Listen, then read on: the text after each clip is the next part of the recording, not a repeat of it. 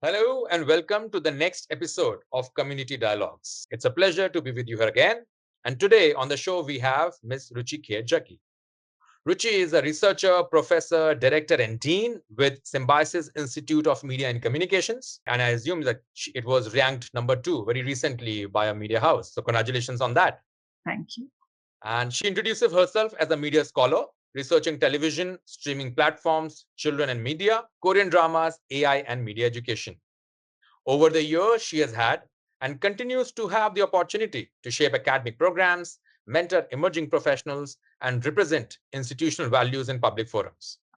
But at heart, she remains a researcher and deeply curious about the questions that shape media, representation, and education today. Welcome, Ruchi. Thank you for joining us today. And I'm sure a lot of us are looking forward to get insights from you about the topic we are discussing today, which is Gen Z, young professionals in the workplace. Welcome. Thank you so much, Ambuj. It's a pleasure and an honor to be here. Yeah. Thank you. The topic we have chosen, and I think when we were discussing about it, the idea of Gen Z, the young professionals who are entering the workforce, and there is a lot being written out there about them, for them. There's a lot that's happening. There are young people joining the workforce.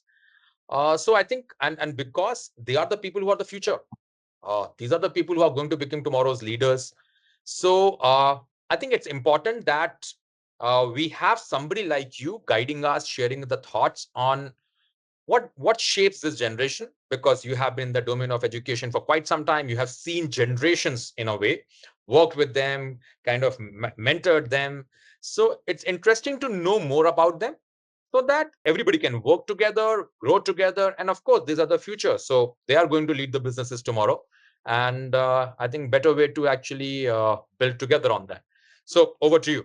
I think, it's like a very popular question currently and a popular discussion. Everybody talking about Gen Z. And I think marketeers in particular have, over the last so many decades, loved dividing people on this demographic parameter called age. And I think it is unprecedented in terms of how so much of attention has been given to this particular generation, Yes. and no other generation has seen this kind of focused attention. And I think there is a lot of curiosity, there's a lot of fascination, but also, like we were talking before the actual discussion and the recording began, also so much that we really don't know how to handle. And there is like many puzzling things, right? I mean, I think I see like marketeers trying to make sense of what this generation is. Everything is to be targeted at them. I think parents is another category. We're just trying to figure out how this generation is growing up, Yeah. right? And I think they are like, for the first time, discussing like all their children together as this Gen Z. And I think how parents have picked up this lingo, that I think socioculturally is an amazing sort of an Yeah. observation that one has, right? I mean, never before has, I mean, parents and elders have always spoken about the younger generation, that sort of. But I think to address your own children as Gen Z and then this to say all of those things, it's like very overwhelming in many ways to Hmm. see that the entire sociological narrative about this generation has captured the imagination of everyone, not just like the professional world, but in very personal, intimate, family centric spaces. And of course, like I professionally have been in higher education for 20 years now leading a school for the last 1 decade in media and communication.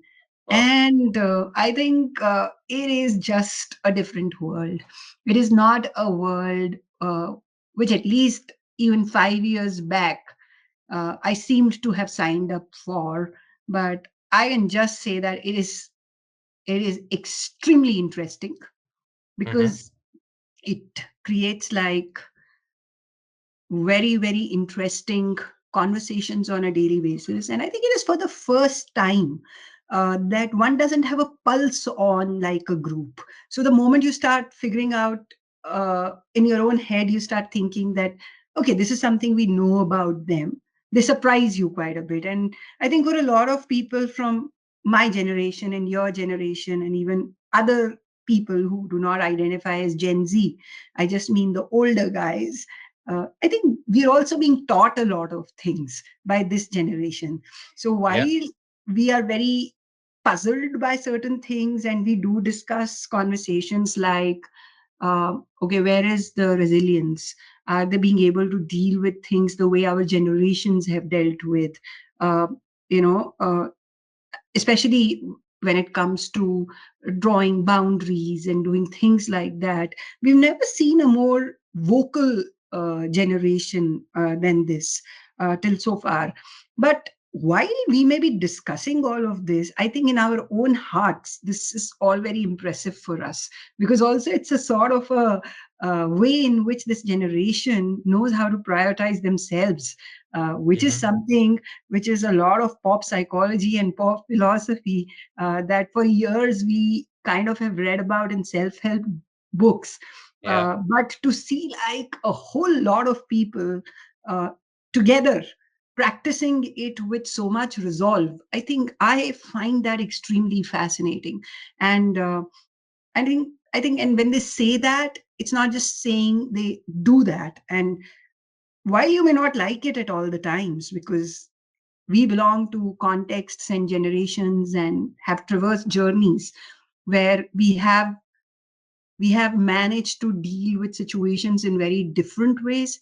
But still, I would say that the way they do it is not something that you just can dismiss. It's, while it could be bothering at times, most of the times one also feels inspired and wants to be like them. So I find this sort of a conflictual sort of a position with respect to myself and a lot of my colleagues who, and when we often discuss about all of this, that also it is not very easy to place them in like a fixed sort of a category to say Yeah. that this is how they do it. Because the moment you are like thinking that, oh, this is how they do it, sometimes they surprise you, but more often than not, uh, they stick to how they think about things. And I think that's very, very inspiring in, and I think I can deconstruct inspiring in more ways as the conversation proceeds. But yeah, those are some initial remarks that I just wanted to make.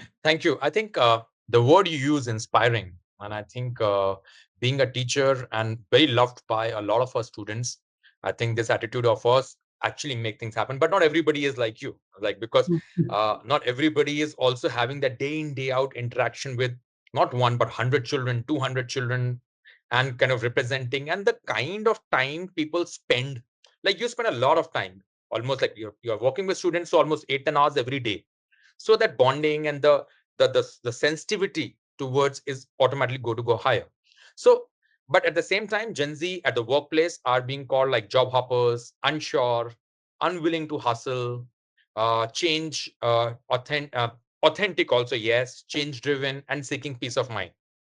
Yeah. These perceptions come from various industry studies. So yes, something like authentic, change driven, seeking peace of mind are good qualities, but at the same time, unwilling to hustle, no, these are something that probably people are not able to understand. So how do you view Gen Z in light of these observations, especially the ones where actually people are finding difficult, in a way, like many people, like many ways it's being expressed, difficult to work with them?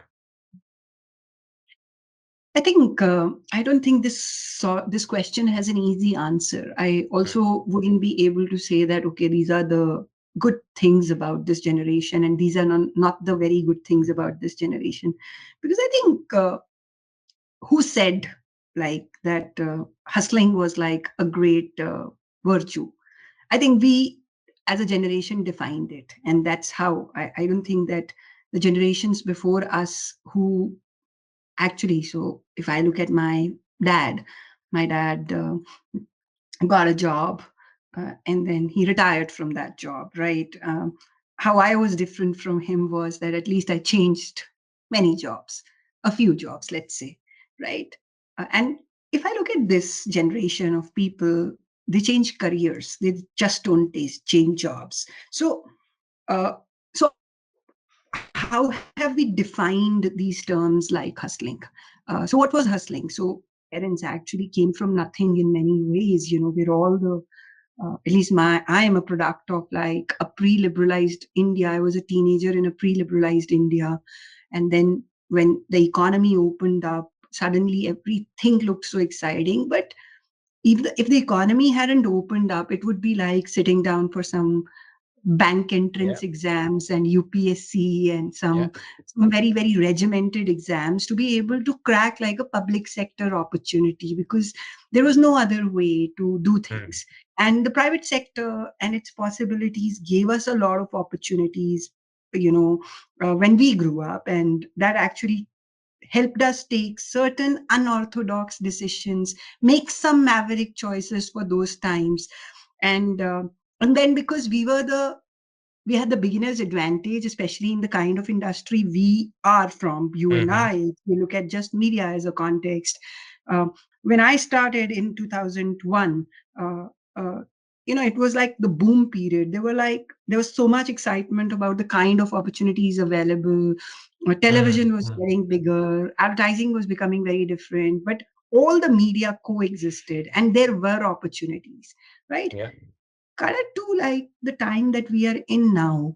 And I would say that there is so much that this generation is exposed to.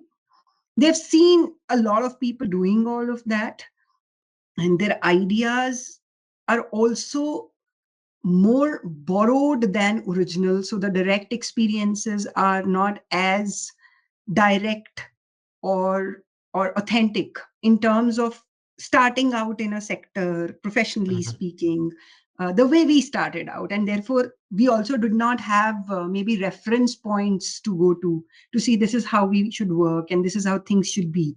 So there are a lot of reference points for these guys, and because they have so many reference points, they possibly have decided to be detached from the existing reference points and possibly create their own narrative of what professional work should be like. And whether, therefore, they look down upon us for being hustlers or people who worked like their off, uh, I don't know.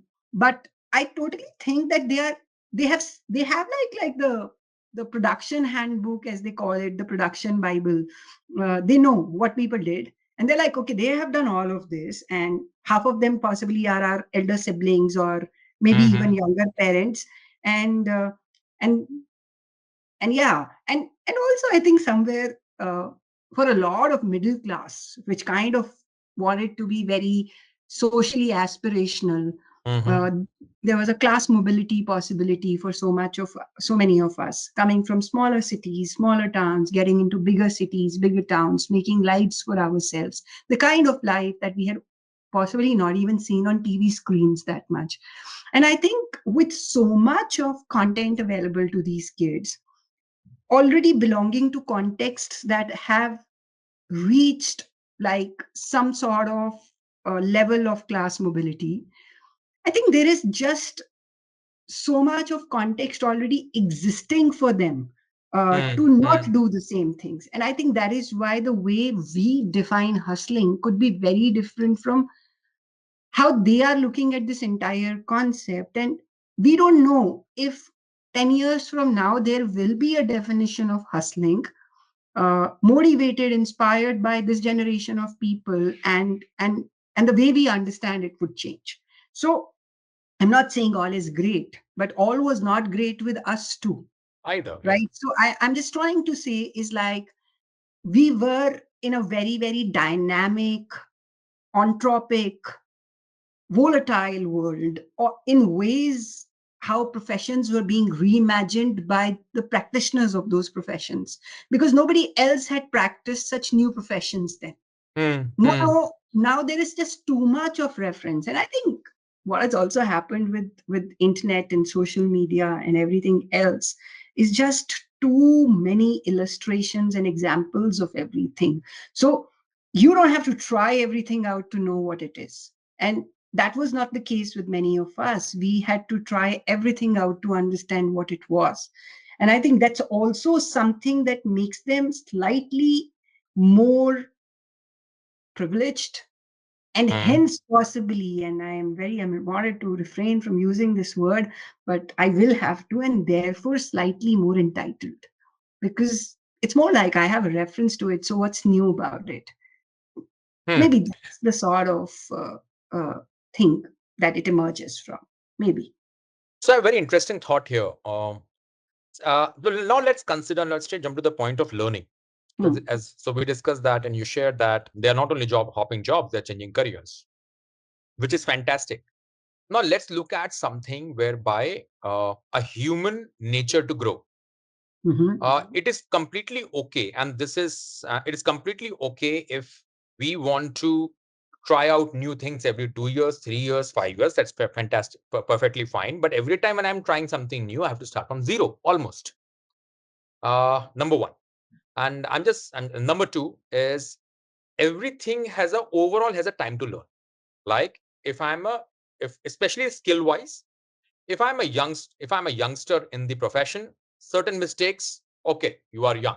People will have patience. But at the same time, you make the same mistake again and again after 5 years, after 8 years, then the time to learn that was gone.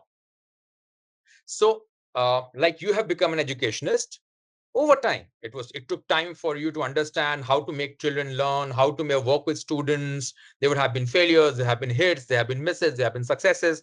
And after that time, you were able to get that depth for people, for you to say, hey, that's how we work with them. Now, if we don't spend that amount of time and we keep on changing, then point is that where will we reach after 8 years? Maybe frustration? I don't know. Because everybody will expect growth, but we are not ready to spend that time, or rather so to say commitment, because we have so many reference points. And that is another question I'll ask you. Is it by any chance impacting commitment to their own self? So these are the two different questions. But first question, how is it impacting learning? And what should the HR industry be ready for? Because after 5 years, you will not have the mid-level to Yeah. actually train the upcoming ones. Or maybe AI will take over completely. That probably you won't have that the thinking ability won't develop to an extent whereby I have developed the access to take decisions. Right. So how do you see this learning pattern and then people's expectation with growth, especially now they are young. They are between 25, 30, 22 to 30. Now they're young, it's fine. But in 30s, mid 30s, when you will be asked to lead, what will you lead when actually the ability beyond a point I have not gone beyond experiencing the profession. Yeah. I think I think it's a very difficult question to give a clear response to. One, Mm-hmm. I wouldn't, and I wouldn't say that anything I'm saying is Yeah, it's something conclusive, right? But yeah, we're having observation. conversation, and probably a Yeah, good but perspective would help. yeah, observationally speaking, there is a change in the way the learning journey takes place now, and I think there is absolutely a gap in terms of the idea of process. Mm-hmm. That is a very visible sort of a gap, and it is unfortunately it does impact when you especially uh, are a learner by identity. So you're studying right now, and there is an academic commitment. See, academics, while there for decades we have had a narrative about education that you don't do the things that you're taught in school. Jobs teach you. We've always had like this grudge Mm-hmm. against like even professional education, that okay, what is it, why do you need a degree, because a job teaches you more. But I think we often forget that the value of education or going through an academic journey is in the process of learning that we Yes. are able to imbibe because of that. Also, the whole attitudinal framework, the personal crucible, the people we become by signing Mm-hmm. up and committing to the process Yes. of learning, going through that arduous journey, not knowing what we learn, where it can be applied, but right at that moment to think of like every semester, every year in that journey as a page turning where you have to give a lot to it to be able to be eligible to move on to the next phase of that journey is a sort of a life skill. I think the process in itself is an amazing life skill, and that is why Yes, yes, more often totally. than not, a lot of people who are academically very, very inclined time may not find professional success, as a universal fact. But over a period of time, they kind of can stay put, be very resilient, and kind of continue with challenging jobs and careers in like very fascinating ways, because there is like a sort of also a personality, attitude, and character making Hmm. that Yeah. happens in the process. So, Ambuj, I totally would agree with you that there is a significant change in the way this whole imagination of the process now happens. While it is nice when you are teaching, as a teacher, I do not feel that in a classroom situation I see much change. I mean, I do find that the attention spans have come down, but they're smart. They kind of use smart vocabulary. They can say smarter things. So I think that way for a teacher in a very very classroom like situation, it's still exciting, and I think more exciting because they're more articulate now. They know more things and Hmm. everything, Hmm. and they bring in a lot of interesting stuff to the classes. And at least in courses like ours, where when we teach media, this is the person who's like spending like actually a lot of their lifetime on the social media. So what they bring to you in those discussions and conversations is very interesting. But yeah, there is a disengagement from the process, the arduous process of learning. That is factual, as much factual as it can sound coming from me. Because what is also happening is that a there is no struggle to find any kind of information, Hmm. right? Hmm. So there used to be a time that there was a process to even find information. Yes, I think yes. that's absolutely now out of the question. It's like it's at a That's click. not even a part of the journey anymore, right? I think with generative AI, what has also happened is that I think I find Google like holier now in that sense, because at least you went Yes, through like the whole first page of your Google search, at least till the last hit, even yes, if not on the next page, to kind of see what was happening, right? What's happening yes. and what could be the best source. So I'm still kind of going through some process, making Judging some and kind of decision, honing that skill. Yeah. evaluating, looking at what's more credible, which what sounds more focused to what I'm trying to look for. I mean, to absolutely going to Gen AI and putting a question in a way so that I get the exact answer and I do not have to look either here or there. So there's a colleague who I follow on LinkedIn, and I heard them saying that actually this generation reads quite a bit. We shouldn't say they don't read at all, because look at the amount of social media reading they are doing. Now, I think these are very, very oversimplistic assumptions about how we also, as both educators and professionals, are trying to make sense of this whole conundrum. Because what we're doing in the process is we are forgetting that we think that this little is good enough. So our benchmarks have come down. So Hmm. Hmm. see, Hmm. it's kind of impacting the whole thing, the process, not just at the level of the learner, but also at the level of the evaluator.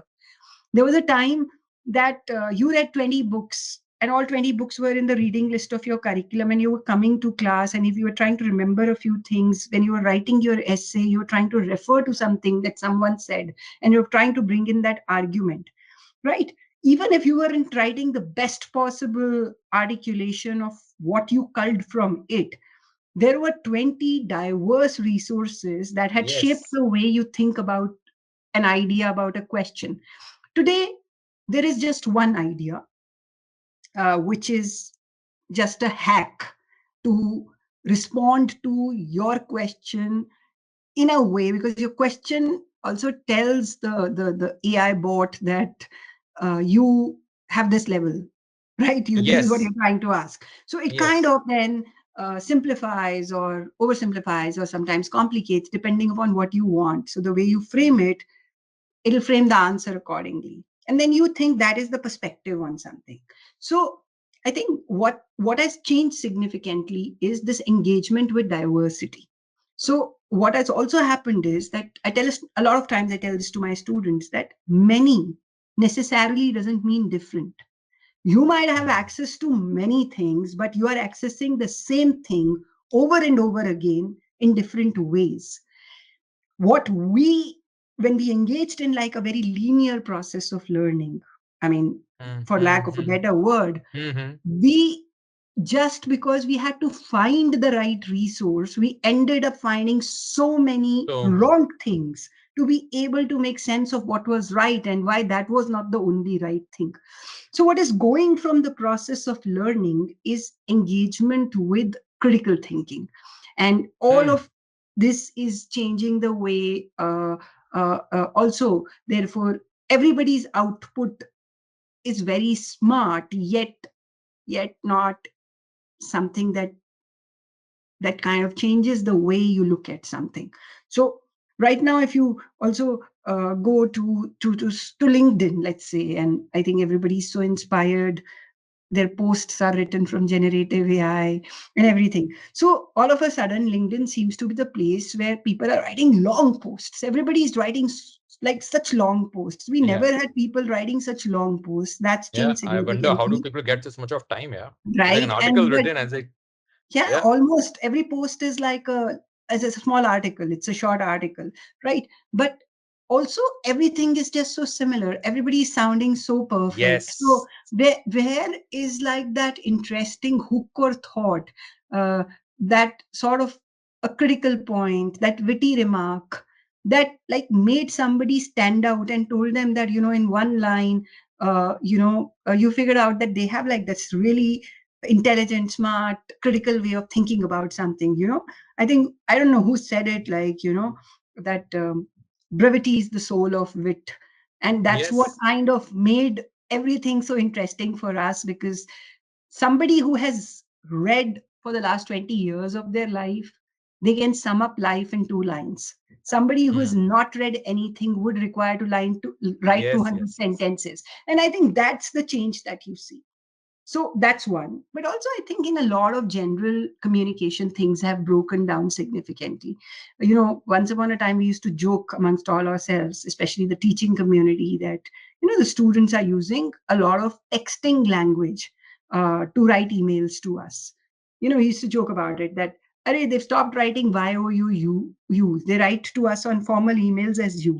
You I've started feeling that was better, because now I get 500-word long emails where I'm never able to figure out what they want from me. what they Why want. have they written, right? And a Very lot, important point. Yeah. and a lot of times I get emails.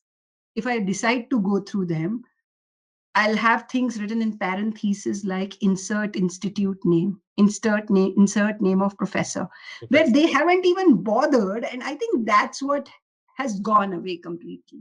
And I think it's basic hygiene that has gone away, because they think that is somebody else's job.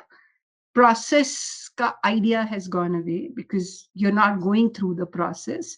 Somebody is like distilling things for you and you're just copy pasting them. Of course, uh, critical thinking is a very big casualty. And I think being on social media also, somewhere algorithms push you into such a vortex Similar. of filter bubbles, that you also think that while you can doom scroll and the scroll never ends, you're only seeing a lot of things, but they are just the same. They are not diverse, Just they the are same. not It's a plural. similar loop that you people are getting stuck Yes, in. yes, yes. So that, I think, I don't know. And okay, what happens ahead then? What's there in it for HR managers and others?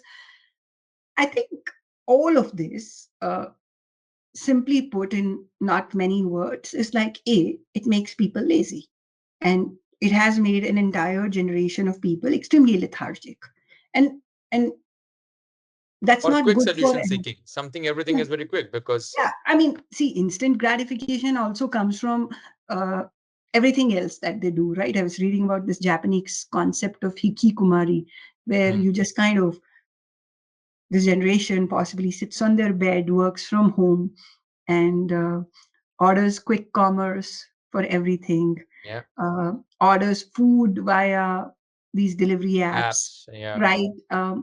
Even the therapist is AI, and everything. Like they really don't need to talk to another human for any of their needs. And in Japan, in particular, a lot of these young people are still staying with their parents, but they close themselves in their rooms and Mm. apparently live this life. And they call this hikikomori or something. And they're saying like the highest incidences of therefore depression and anxiety and panic disorders is something that's happening to this particular group of people because they have no way of creating meaningful authentic social connections, and they have shut themselves thinking this is the way the world has to operate. Now I think that also is pretty dystopic and might work or have a little more impact in more homogenous societies like Japan. But maybe when we talk about a very, very diverse and heterogeneous society like India, where class, caste, regional distinctions are just so many, this is not going to happen everywhere in this sort of way, because Yeah. It access would. is an issue and all of those things are an issue. But yeah, totally with I agree that a large chunk of young people uh, are are getting like slightly misled by the whole thing, and therefore there is a change, there's a massive attitudinal shift. Mm-hmm. Also not being able to engage in things for a longer time because the whole In scenario, depth. I mean, and I think also one word that I keep hearing from a lot of younger people in quotes is intense, right? Mm. So anything that you kind of think has makes you engage in something, the first reaction Mm-hmm. is, oh, this is very intense, this is very intense. And the usage of this word in my immediate environment over the last couple of years has increased exponentially. Like you Mm. said, so why are you dealing with this? What happened? It's very intense. I had to sit down for this process. There was exams. I was going through this, very intense. So one understands, and I was listening to one of these podcasts, these amazing conversations. I'll not name the podcast, but I was Uh-huh. listening to this amazing podcast, and this person is speaking to this sociologist, and they're talking to each other about how young people have changed, and he says that a friend of mine was mentioning that she was eavesdropping on her son's conversation with his girlfriend on Mm. phone, and she was shocked because after 15 or 20 minutes she thought that actually they were offering some sort of therapy to each other because they were only talking about anxiety and panic and issues of that kind, which is not like a romantic conversation. But uh, this is something that's kind of also become the way, because you have no other engagement, so the deepest Yes. engagement that you're trying to have is this whole idea of the self being everything. And therefore when you also talk to someone else, you talk about the self, and they talk about the self, and you think therefore that is the deepest connection you can have with someone. So I think Oh, it's a yeah. very complex sort of Yes, it is. a web, right, where you cannot have, and that will impact the way you look at anything outside of you, whether that is education, whether that's a job, and whether it is a relationship, or even your relationship with your own families or communities, because everything will seem so intense and overwhelming that you're going to kind of find it difficult to negotiate with. And I think there is going to be a challenge, and I don't know how will they shape up as leaders, because I do see very bright instances of leadership too. So Yeah. is that a rule? No. Is that No. an exception? No. They are somewhere in between. There will be all kinds of people, and there will be leaders, and there will be leaders like there were not all leaders did not come from your generation and my generation. There were always a few who stood out. And I think that's going to happen with them too. But yeah, how they define the tenets of leadership or how that leadership would be practiced will have its own framework. But there is a lot of there are these lots of qualities in terms of also leadership that one continues to see, and in also more imaginative and creative ways. Yeah, I mean, that's how I will look at it. So So all of this is happening, yet it's not like I can't say everybody is the same, but I also cannot say that uh, there are many that it's not like a scenario where I can say that no, it's all like too much of hype and nothing for real. Like it's both. You see all of it happening. Yeah. let's don the hat of senior professionals in the industry. We both come with over a decade of 2 decades of experience. Supposingly, if this is the responsibility we have, because when we become senior, when we become experienced, it's our responsibility as well. So let's don that hat and say, so what can we do? So you touch upon something very interesting and very important. See, skills can be developed at any age, even, but at the same time, what helps you grow, and this is what our understanding, and it might change also after 10 years, because as what people see as you said, leadership is going to be different. What people see as of value is going to be different as well. Uh, but there is a character to be developed. Yeah. There's a skill. There's a skill, and that is initially part of life in terms of profession. But along with skill, how do we take decision? Why do we use our skill in a certain way? In what alignment? If I'm very smart, will I start using my skill for the negative part of it just because I'm too much driven by the many things? So just like you're a teacher, you have a great power because you shape minds. So a great teacher can actually also can also use a skill in a negative manner. So what I'm saying is that these aspects of character development, which actually lead into growth broadly over time. Let's don the hat of certain as a responsibility. So what can we do? Because an individual is shaped in many ways. I have been shaped, you have been shaped, like we have been shaped by families, our own family. We are shaped by the friends we interact with. We are shaped by the teachers we interact with. We are definitely shaped by the industry or the domain or the company we are working, or the company, in a sense, the professionals we are working with. All of it shape us. So what can we do, maybe as a teacher or as people in the profession? What can we do to kind of work with, so that, as you rightly said, things are not in polarity. Yeah. They are good and they are not so good. There are certain we have to change, and certain things we can learn and we can grow with. So where do you think, what can we do together, so that somewhere we meet on a common point over time, and we keep on working with each other, so that we don't lose that connect as generations who are kind of moving forward? Yeah. See, I think again, like one doesn't have very direct answers to these questions, but one thing that I have experience with is this whole value of treating the everybody at par. And I think that kind of giving my student an equal status in my relationship with them, especially uh, when we are together in the pursuit of learning.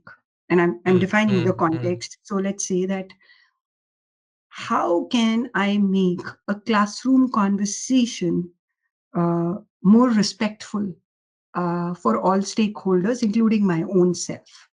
mhm. So I think a little, and because this also is addressed to Gen Z, so rather than saying anything else, I'll say a little hack that I kind of have learned over the last few years is that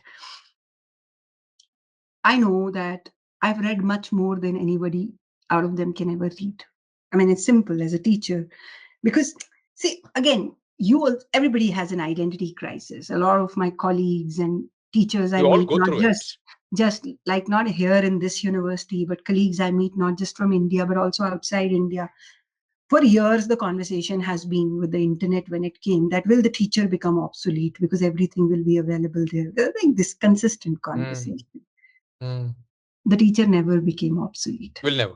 The Yeah. teacher will never become obsolete. And this is a very formal context of an educational institution where I'm putting this identity called a teacher. But in life, in professional circles, Yes. Mentors and teachers have exist everywhere. They exist in our families, they exist in communities. So I think one is for this character, this identity called the teacher, uh, to continue to take ownership and responsibility of these situations. And one I think the hack that I have is that I still go through the process, and because I Mm, know it no other way, and that is the mm, only way I get confidence. But when I go through the process and I don't try any longer to dumb down and simplify things for them all the time, and I do create scenarios where I respect them as adults and tell them that that is why I'm giving you content at this level and let's have a conversation. This would create certain forced instances of engagement with something more complicated. That's one way in which a learning cycle could be upgraded, for lack of a better word.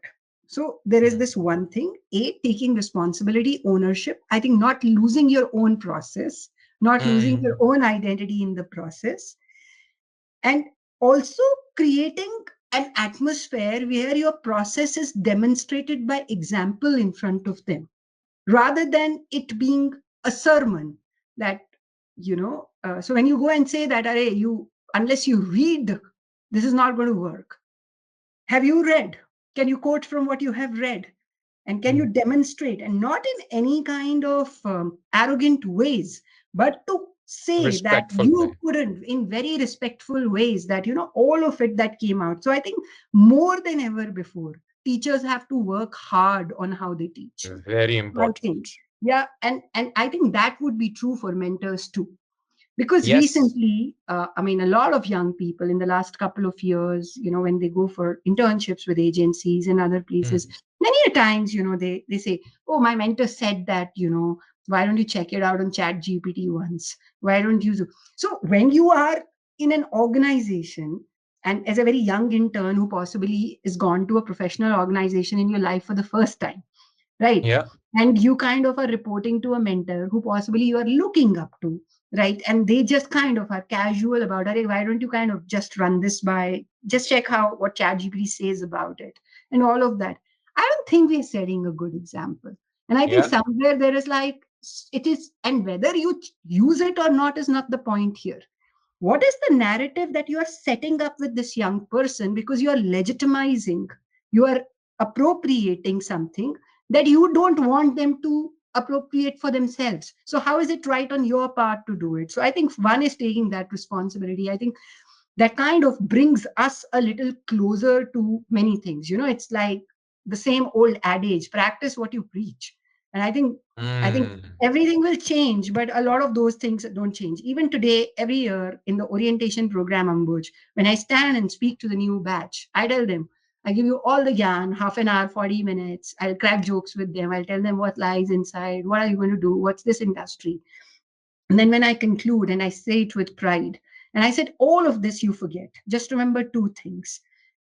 100 years ago, in a university department, it had its value. 100 years from now, and 1,000 years from then, this is going to be the truth. Work hard and speak the truth. There is nothing else that defines a person's personal crucible or moral compass, and they become everything when they believe in these two things. And I think this is something that we have to take ownership of. Sometimes Yes. what happens is that, because also a lot of us as professionals also, I mean, you are a guy who kind of leads a lot of young people. See, people A, look up to you, but you also somewhere know that you are like a little bit of a public figure and celebrity for them. They look at the kind of work you do. And I think for every teacher also has that position, that at Mm, least mm. at any given point in time, 100, 200 students know you. There's a little world that you live in where you Yes. are Yes. someone, right? Yes. And unnecessarily over the years there has been this, who is a cool teacher, that is a very very misconstrued sort of a definition. I Mm. think cool teacher is somebody who stays consistent, And I think a consistent teacher is the one who is respected forever. Now, whether it is in a school, in a college, in an office, that would be the mentor somebody would look up to. So I think the first responsibility is to be this mentor who's consistent. And and when somebody looks up to you, to me, they know that they work hard, they speak the truth. And I think that process shouldn't change. So how do you stay relevant? You stay relevant by doing what you do best, right? Stick to your value system. And I think if you Mhm. stick to your value system, you demonstrate it. Uh, that's the way a lot of people learn. So that's, and I don't think we have to be like someone else to come close to them. But I also think that the time is never going to be better to also make them create a template for themselves. So I think over a period of time, what has also changed is that we've kind of gone on to a lot of flipped classroom modes in our pedagogies, where Mhm. we try to kind of create like scenarios for the student to become responsible for today's lecture and a group of students becoming responsible. So you templatize that what should this class look like and what value will you bring to it. And don't bring chat gpt, because the rest of the guys are going to judge you for that, because they can bring in that too. And then when you make them imagine what that role should look like, I think putting them in those situations, but being very interested in what they say and being a few steps ahead in terms of what they would bring to the class, to be able to offer a perspective and yet be respectful of the perspectives they bring. I think that is where somewhere the twain possibly shall meet. I think fantastic. What you have covered on some parts is amazing insights. So I'll just sum up. I was noting down. I will sum up a few things that you actually they touched upon, and very interesting things. The process of learning. In the process of learning, there are two or three things very crucial. First of all, respect. You cannot dumb down things on them. Respect them, and at the same time, give them the ownership to learn. Create simulations, and then say, "Hey, it's up to you." So bring that ownership to them. Say solving is up to you. Bringing the doing the putting up the environment or setting the environment is up to you. And then with some guardrails that don't go chat GPT or whatever. So I think that is another aspect of simulations. Second aspect you touched upon, very interesting, is the culture of accountability. Because and why it is very interesting is because, as you rightly said, the hard work and truth will never go out of fashion. And because they're also born with some kind of conscience, they have kind of honed it, treated it over time, and they also see what is right and what is wrong because exposure is too much. So they're also, and at the same time, so you so at the same time you can also talk to them and kind of be in a certain tonality, but at the same time they will also talk back and say, hey, you know what, where is the right or wrong here? So as seniors, we are being watched more, and if we are able to set examples, then that would go a long way in teaching them. Third thing I took away from you is that teaching them, being with them, mentoring them is going to take longer, because not only that we have to navigate through their reference points, which are many. So you have to put into context that, hey, you know what, okay, you are looking from this reference point, but what will you do if you use the same reference point here? So I think working with them means working with them in longer durations for teaching and development.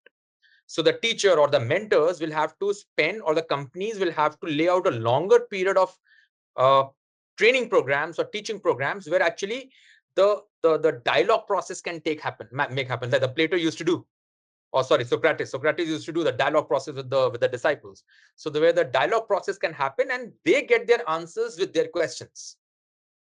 And the important thing is that we cannot lose it, because if we lose this through impatience, saying that, oh, you know what, I have to spend so much of time, I don't have time, or my mentors don't have time, I think thereby we are losing everything.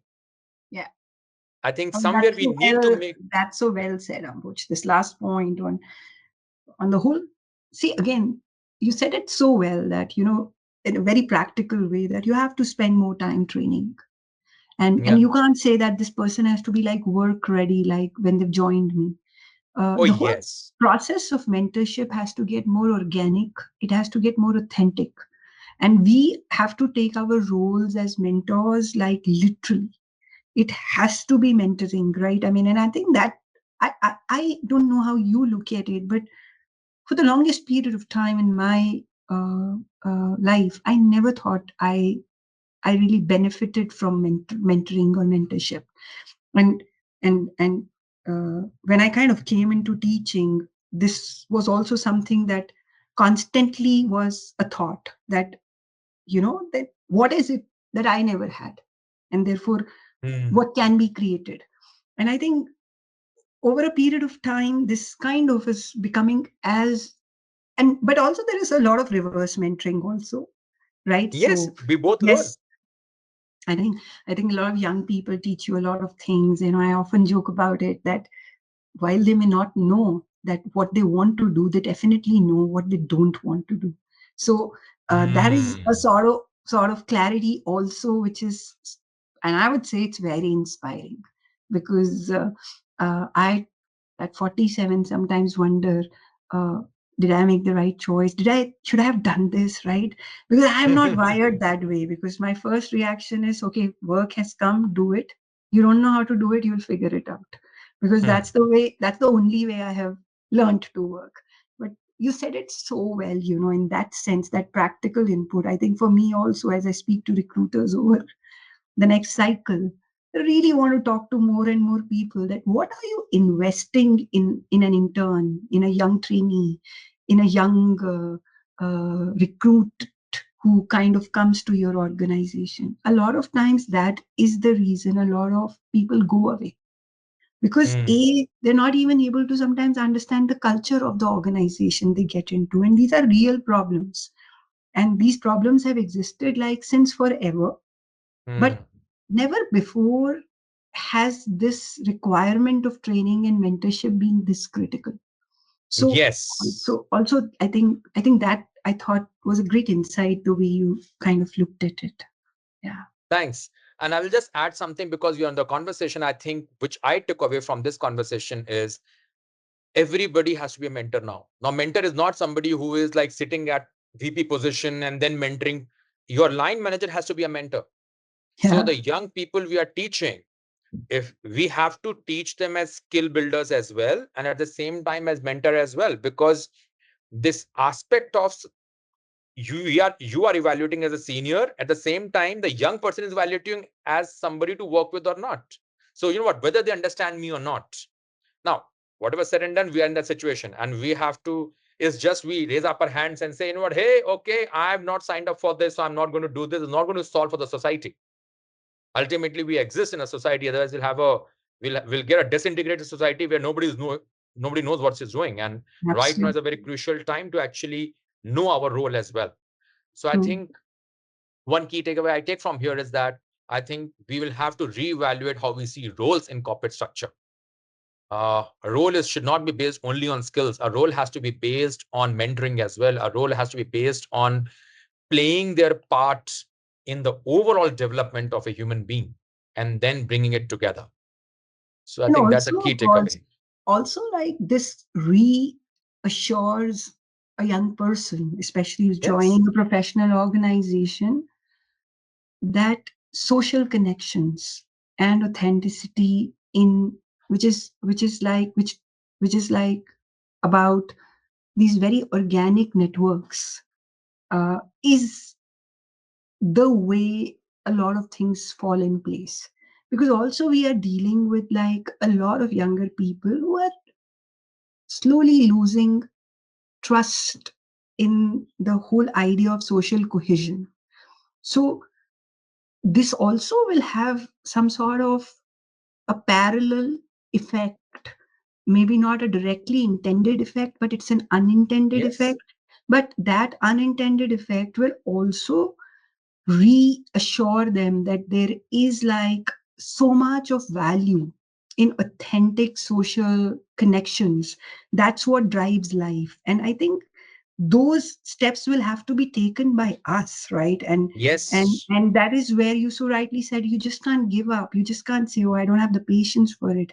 So all our hustling and the way we are always busy and short of time, they have not done us any good, and they have not done this generation good, because they now resist all of this. Why do they resist all of this? Because they have just seen us doing it this way.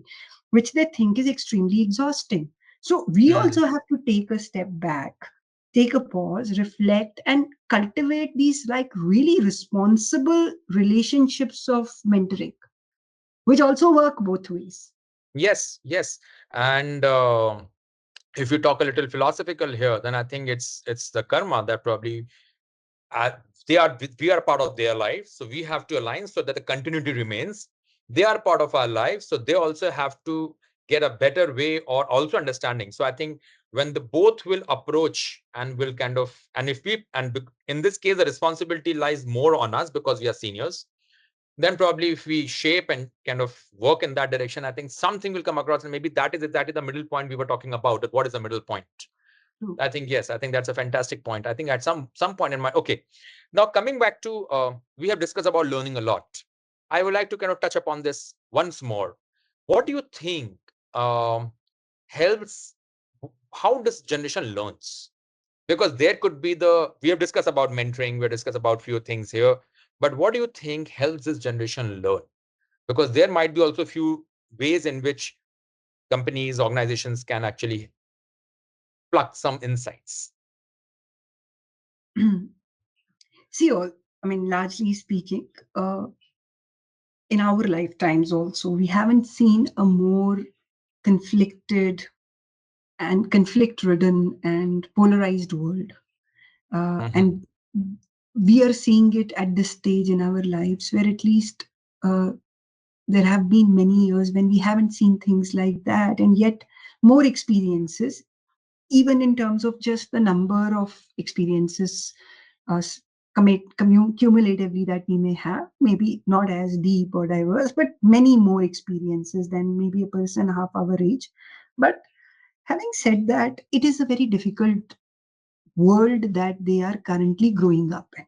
So Yes. that is like a very real point, because uh, I mean, if you and at least when I was in even college, and I'm not even going to the school side of things, maybe as a young graduate, if I had a problem with someone in the day, and a problem which was very interpersonal in nature, I could literally sleep over it because there was no way to connect with them after I came back from college. Hmm. Um, Hmm.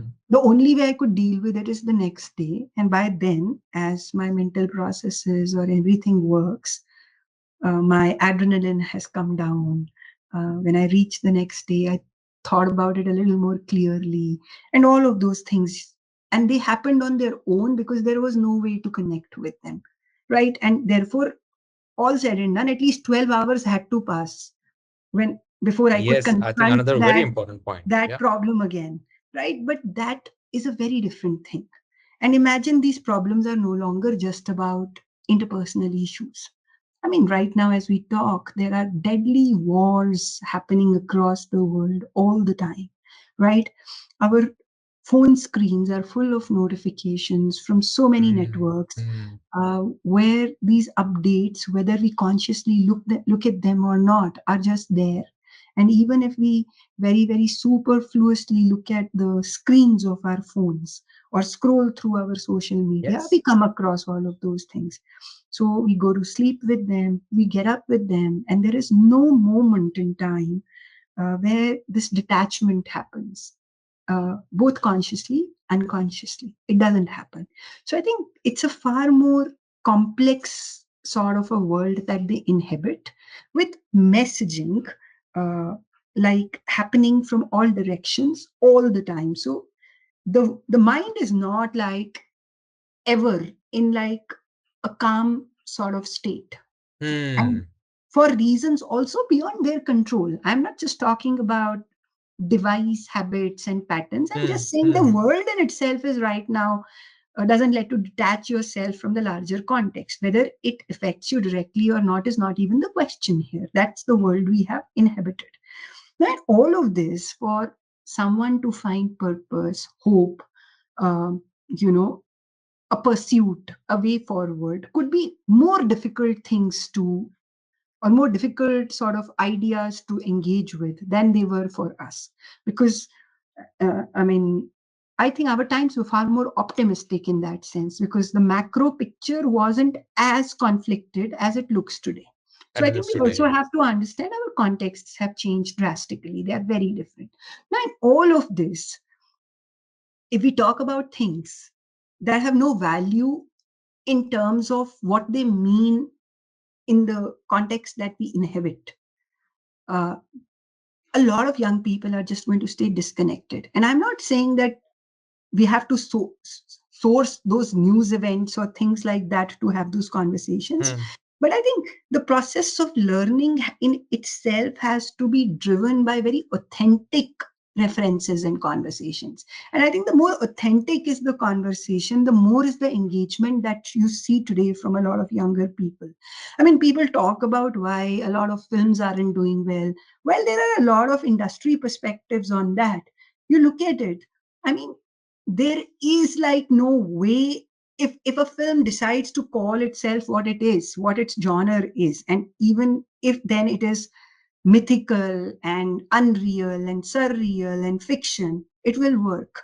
What also happens is that texts and contexts do not call themselves what they are, and the moment this generation finds a very non authentic representation of something, they disengage. And Hmm. unless you have or hook them with this authentic sort of conversation from the very beginning, there is disengagement with learning. So, how do we do that? I mean, everybody professionally will have to customize what authenticity means in their profession. But I think there has to be a little more effort towards that, because this is right now a complex world that they inhabit, and that complex world has its own realities. There is a larger pessimism that exists, and that is the reality that they all have to navigate. And in all of this, to talk about things that make sense and that they really will drive purpose, that will take a lot of thinking. And that is how the learning process will find some sort of recalibration, in my opinion. Which means it brings upon an important point. If we take, uh, so I take two learnings from here, and then I'll talk about how I think I see that with regards to the organizations. One is that the generation never unplugs. So very, very rightly pointed out, because you never unplug, you keep on rotating those scenarios, those things that are in your mind again, again, and again, and again, and again, and again, and then layered, layered, layered, layered, layered. So you don't know where you even started. So which means there's a lot of there's a if it is happening in the right direction, which means there's a lot of good growth happening, but it's happening the lot of self it's happening in the mode of validation or all the negative things that we think, then it's also going equally ahead, and then returning, making the person return is equally difficult as well. So that is one scenario that organizations are going to grapple with, that they're Right, going to have talent people who are that is not only about skill, but about many other things that they perceive and live in the world as, because they are flowing out in the mind. They are already engaged and engrossed in it. right, So while they might be sitting in front of the computers doing things, but they might not be doing things.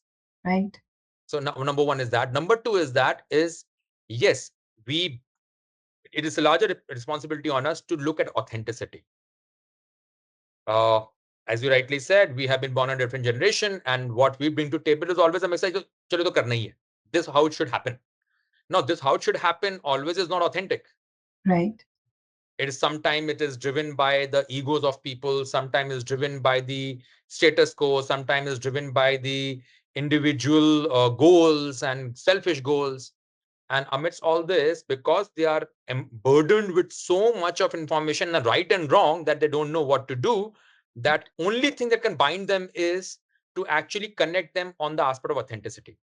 right. It could be accepting, okay, we are wrong.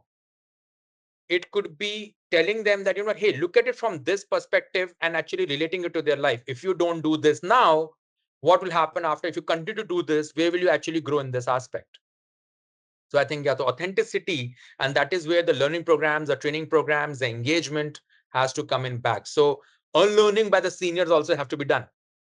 A lot of reimagination, I think, Yeah, a because lot of reimagination, and I think. also that would mean it will take a lot of hard work on our part. And at our Yes. stages, how many of us will also undertake those journeys is a question that we have to ask of ourselves, because there are not many people who are interested in that.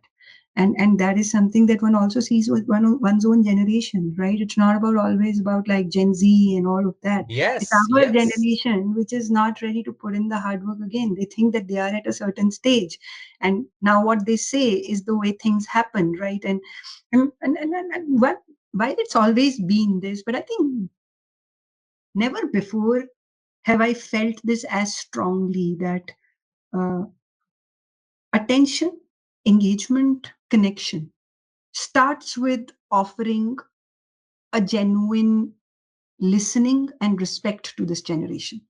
I think if you start on that note, there is a willingness to look at your ways. And I think many of us will have to kind of climb down that moral high that we think we have created.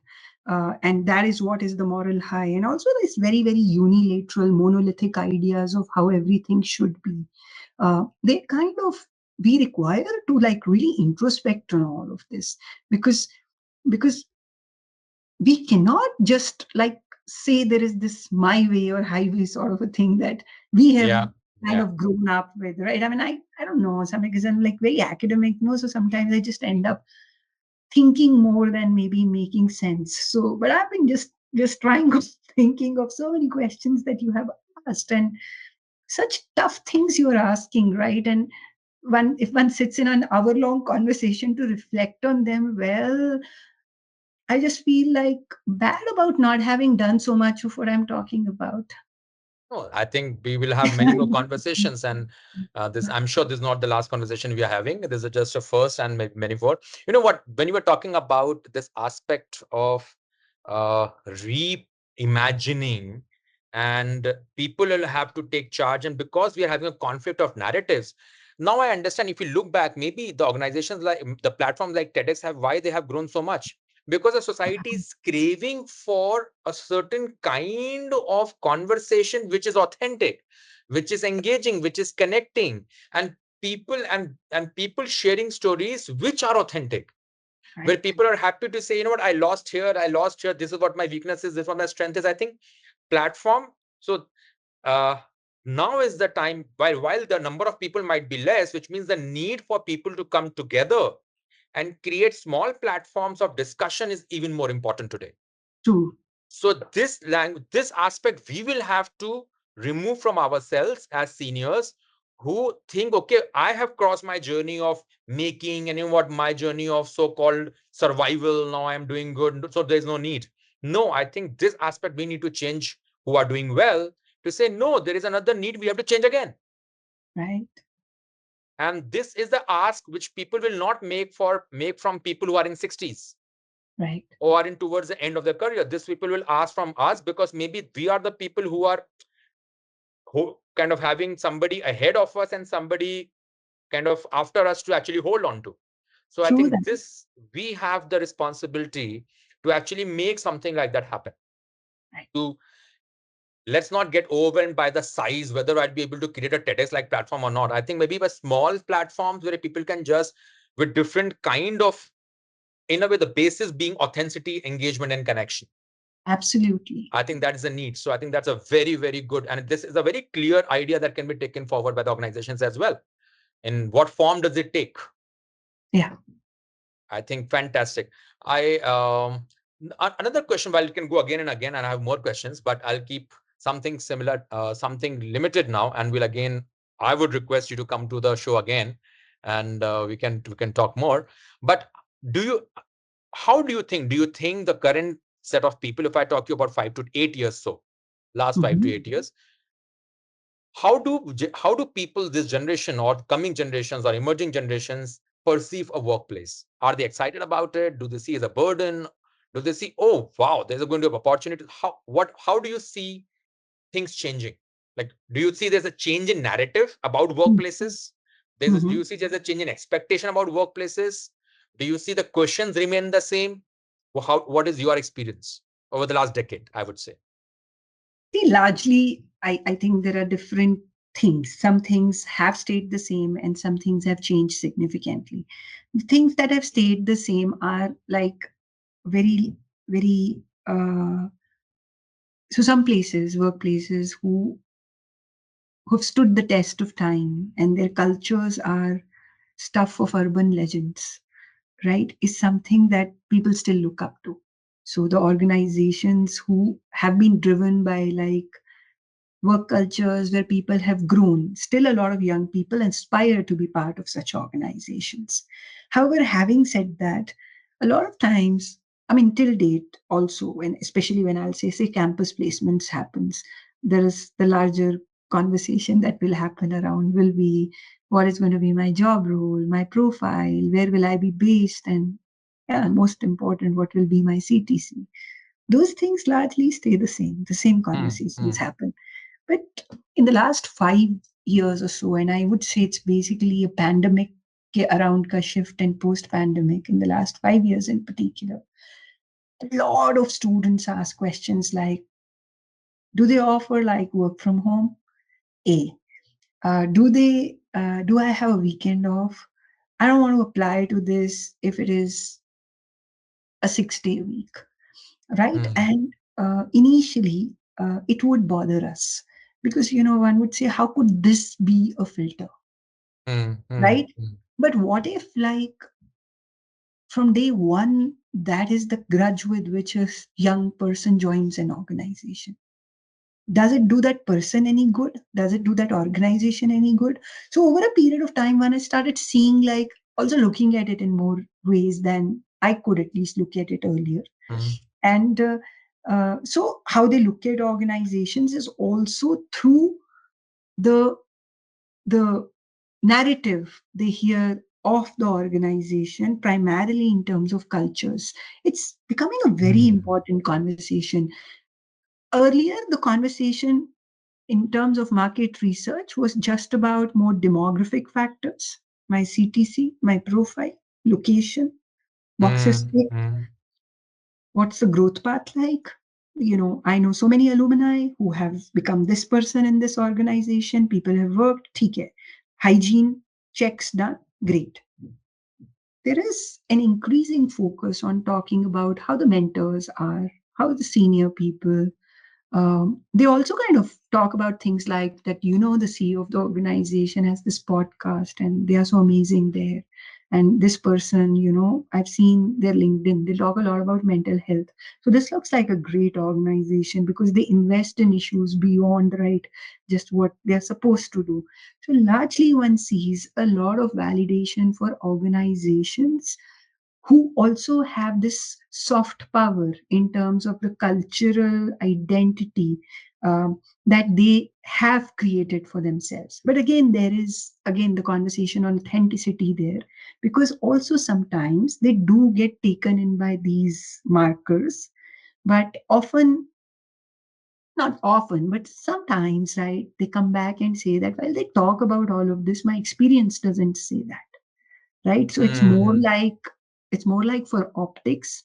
But uh, so interns in particular would go and intern with certain organizations, and there it is easier to grasp, because after 2 months when they come back and they'll say, it was all great theoretically, but they don't even pay stipend. It's all like exploitative. It's like free labor, right?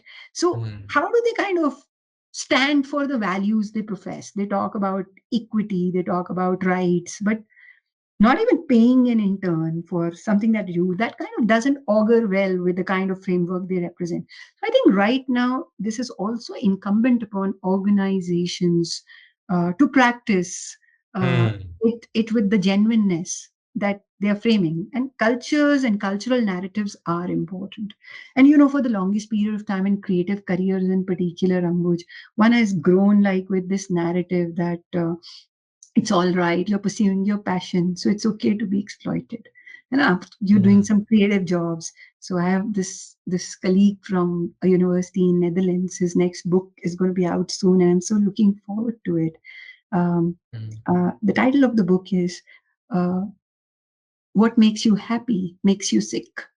And it's like an entire work on professionals in media and creative industries who have been for long made to believe that just because they apparently seem to be pursuing their passions, it is all right when they aren't paid well. It is all right when they have long work hours. it is all right, Mm, because they are creative people, they are pursuing their passion. So if they love mm, something so much, it is all right. mm. And I think that's what we always also thought. And I think this is a generation which is challenging that. It's saying that, and now this guy is saying in his book, what you love makes you sick. I mean, do you want to become sick? And people from your generation, my generation, report so much of mental health crisis that they did not have the vocabulary for the longest period of time, which has suddenly become so mainstream. Mm, When we mm, got the mm. vocabulary for that, even we would have articulated it. But now it's happened pretty late for us. And also, we've been there, done that, been there for so many years. So sometimes also don't feel like talking about it all the time. Right? But for young people, those cultural markers are becoming increasingly important when they especially look at ideas of jobs and careers. I think fantastic. I think lots to take away from this, and kind of you've highlighted in between that what we can take away and what's the responsibility here. What I feel is that life in its own way, in a very funny way, is actually bringing us back to ask the basics. Now, this happens to be so-called Gen Z to be actually asking us to come back to basics now. And okay, teach us the basics first. And I think in that process, we are learning that we are being kind of shaken and kind of rubbed a little to say, okay, where are the basics? And I'm sure where the basics are, the youngsters are kind of also finding a hook, and where the basics are missing, they're calling it out. And maybe this is one of the ways things are not being liked. But yes, there needs to be work done by all of us, and the youngsters as well, the seniors as well, because no one of us is going anywhere. So We have to work together for really long. yes, we're in the same jar. Now make it happen. True. So right, I thank you so much, Ruchi. It's been such a pleasure, such an engaging conversation, so many insights. I'm sure there's going to be really giving a lot of clues, because it's a very simple conversation, very lot of clues to actually everybody in the academics, in the work sector, in the organized professions, everything. At least what you're working with. I think there's a lot of insights here, and uh, I hope sooner than later I come back to you again and say, hey, you know what? The world wants more. Let's do again. No, the pleasure was all mine. I think, like I said, it helped me really think and reflect. And it was a pleasure to also kind of see how you were so, in such lovely ways, curating insights out of that more abstract and philosophical conversation from an academic. So I truly appreciate that. I think I'm kind of so used to talking so much. So I'm so happy that you kind of were just trying to put it in a structure, but I really loved engaging on this. Thank you so much for the opportunity. Thank you so much. And hope we have more conversations like this. Looking Looking forward. forward. Thank you again. Bye bye. Bye bye.